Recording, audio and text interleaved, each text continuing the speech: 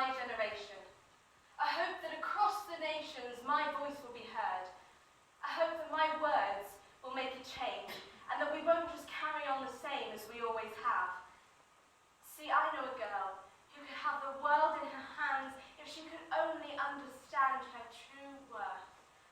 But people on this earth have told her that she's not good enough. They say that she can never hope to be smart enough to get a good degree. That her dreams are just a waste of space, and no amount of makeup can fix that face, and she believes it. The insults flow over her like a stream, and every day those words chip away at her self-esteem until she finds herself in a place where there's no escape and everything seems hopeless. And when everything seems hopeless, you hope less. And when you hope less, you feel the pain more. And when it comes knocking at your door, you let it in because you don't know where to begin to make it stop. When you spent your whole life being deceived, why should you believe that you're worth it?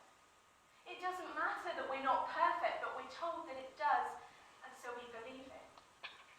How are we supposed to live in a society that expects us to be strong and yet tells us that we're weak? How are we supposed to make our voices heard when we're never allowed to speak up? And frankly, I have had enough of being sold lies, of being told I will never make it. My generation is labelled lost, but I don't believe it's so easy to define. Because if I'm never shown an open heart, how am I meant to open mine? No, don't get me wrong. I'm not saying I need someone to hold my hand. I'm saying I need someone who will let me make a stand.